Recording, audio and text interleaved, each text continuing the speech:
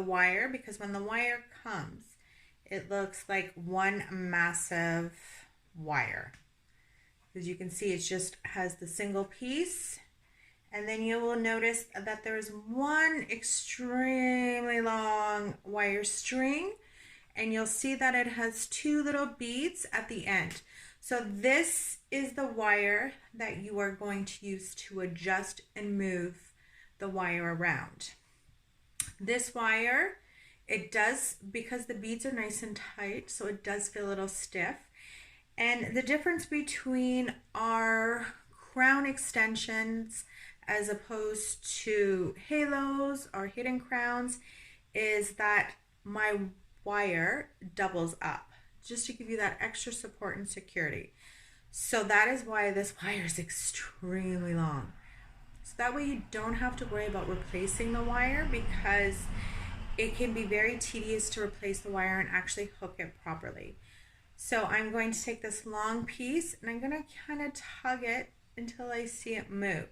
Once you see it kind of start stretching out, I'm going to take these two beads here and I'm going to push them straight so they connect with this one bead at the bottom here. So those three beads are going to kind of connect. Then I can pull this excess long wire and pull and adjust. So this is a little bit too small for a head, but then I'm going to take, see how there's no bead right here? It's all the way down here. So I'm going to kind of put the placement on, and what you really want is you want it to be 3 fingers away from your part. And yes, I decided to use a blonde piece just to show you that contrast, so you can actually see. Whereas I find if I use a color that matches my color, it gets kind of lost in actually seeing it.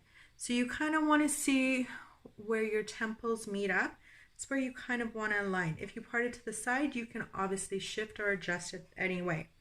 You want it to feel nice and comfortable and snug, so it's sitting right below the occipital bone. If you want to tighten it, you can grab that wire and pull. So you can see there's no bead there yet. So I'm pulling it if I want to have it come up a little bit higher, but you don't want to make it too high, because you don't want to have to work. You want to make sure that you have at least 3 fingers away from your front hairline. So that being said, once I've adjusted it and matched it to my hair, I am going to take that bead and I'm going to slide that bead all the way to the end and to lock it in. So you can see the wire is going to be doubled up. You're not going to notice it when it's on your hair either. Then I'm going to take that other bead and I'm going to really push. I'm really going to push that together with that. Okay? Then you're going to see you're going to have all this excess wire here, and you're going to have this little guy kind of all alone on his lonesome. So I'm going to take this wire and I am going to tie a knot. Oops, I kind of made that knot go a little farther. So I'm going to tie the knot so it ties right around that wire.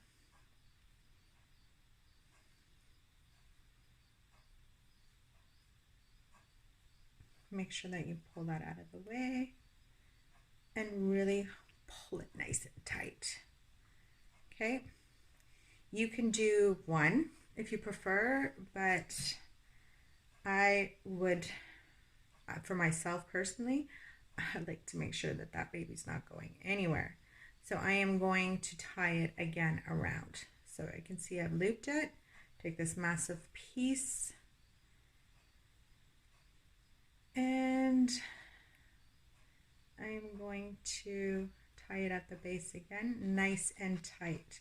So you're going to see the knot is going to be in between. There's going to be 2 clips and then that 1 clip, and then there's the 1 clip on the bottom. So now what you can do is these pieces are more for you to hold.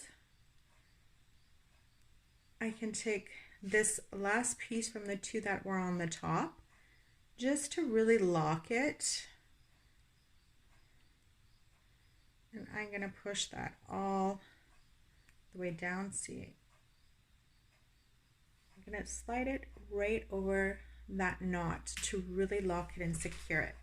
And then I would go ahead and I would cut the excess off. And then there you have it. That is how you adjust your crown, so you can really see where it sits. All right, guys, I hope that helps you. And yes, all right, ciao.